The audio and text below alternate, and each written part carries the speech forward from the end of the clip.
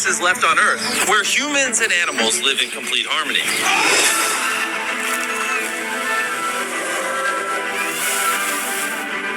In the heart of Africa, in Kenya, lies the Masai Mara. I came here 1 year ago while building 100 wells throughout Africa, where I met the Maasai tribe, an ancient nomadic group that have preserved their culture and way of living for centuries. But just like we see in other places across the globe, greed and human ignorance pose the biggest threat to the natural world. Animals find their habitat threatened by human activities. Plastic has reached every corner of the globe. This threatens everyone. 1 million animals around the world are now at risk of extinction. But there is a glimmer of hope. This is the Masai Mara Wildlife Conservancies Association, a group of local Maasai people that are doing everything they can to preserve what's left through a combination of traditional methods and modern-day techniques like data science and analysis, ridding poaching almost entirely and protecting the remaining natural resources. But there are now more pressing challenges being faced that nobody is talking about. So Dan and Darren went back to the Masai Mara to see how we can further help this community. And not far from the campsite, Dan and Darren came across something extraordinary. This is Elizabeth, one of the endangered white rhinos the rangers protect. What a beautiful animal. It's unbelievable, like the power. You can feel it. 27 years you've been with these animals. Yeah. So they're like children to you. Yes. These rangers work day and night to ensure the protection of these endangered animals. And because they are all local Maasai people, they have a deeper understanding of who they are as shepherds of the wildlife. When we arrived at the campsite, we met with Daniel, the CEO of the Maasai Conservancies, to find out what other challenges they are facing. If you look at the last 40 years, scientific information shows a decline of wildlife numbers, and nearly 40% of the wildlife have been lost. And this was as a result of habitat destructions in particular. The downfall in the Mara all started 60 years ago when the land was divided and given to the Maasai people for private ownership. This led to investors buying the land for development and exploitation of resources. Many Maasai had no choice but to accept the money, abandoning their ancestral heritage and putting the habitat that millions of Maasai and animals rely on at risk of being destroyed. To combat this problem, the Conservancies came up with a plan to incentivize landowners to lease their land to the Maasai Conservancy in return for a monthly payment so that they could preserve their territory and traditions. This idea of conservation is just strengthening our relationship with wildlife and nature. That those people who are considered as custodians of wild animals are now benefiting. In the last 18 years, more than 24 conservancies have been formed in the Masai Mara, allowing for the Maasai tribe and wildlife to flourish together. But Tarn, the lead project manager for the conservancy, told us that natural disasters and weather events like climate change have proven to be the biggest problem that the Maasai now faces. Sadly, we've had some really unexpected weather events. We've had massive flooding events. We've lost property in the form of tourism camps. And more importantly, we've lost lives from some of the rangers who work out here to protect this valuable ecosystem. We've seen quite devastating floods. As they are coming back from their normal patrols, they found that water level has risen in the river, so they were actually trying to cross. The vehicles were toppled over by the strong currents of the water, and out of the 7 rangers, 2 rangers lost their lives.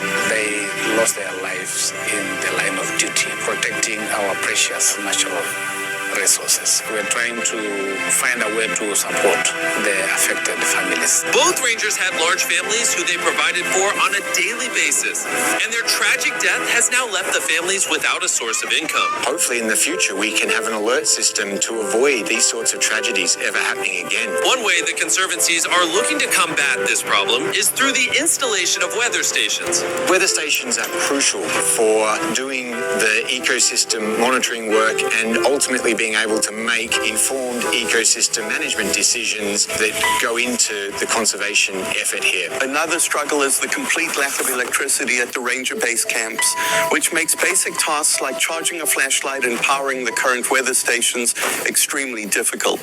This all goes in to form the backbone infrastructure that these rangers need to be able to do effective ecosystem monitoring and ecosystem management work.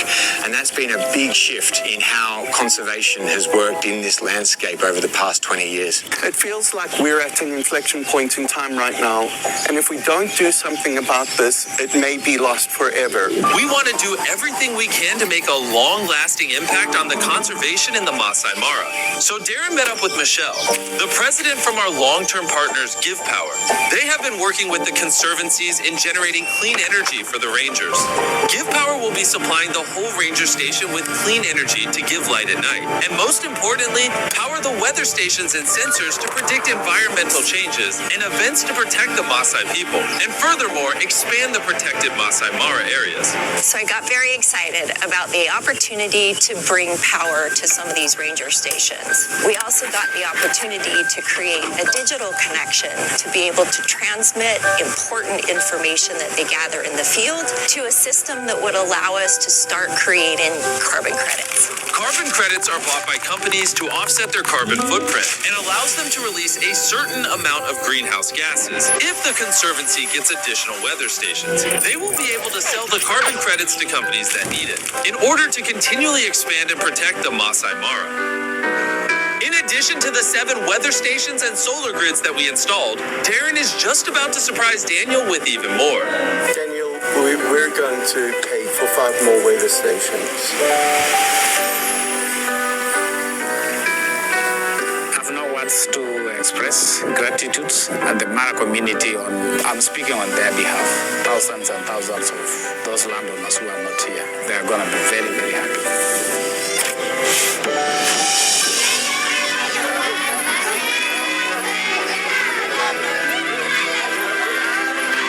Thanks to all the work that has been done on this project. This will make it possible for the rangers to be well equipped for their fight to protect the wildlife.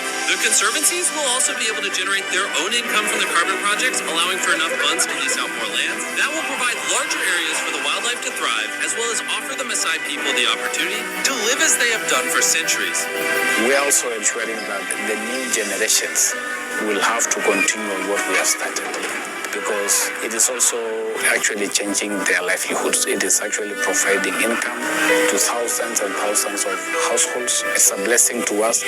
Even after our donation and Daniel's immense gratitude for this to all become a reality, the Masai Mara still needs an additional 5 weather and power stations, which totals to the amount of $100,000. And that is where we need your help, so please click the donate button below. Every single dollar makes a difference. Before Dan and Darren left, they went to visit the families that lost husbands and fathers in the massive flooding. Daniel then explained that Beast Philanthropy will be donating enough money to cover their living expenses for an entire year, lifting this massive financial burden off their shoulders. The Rangers paid the ultimate sacrifice to protect and preserve this land. It's extremely important that we all do what we can to support the organizations making a massive change in the Mara.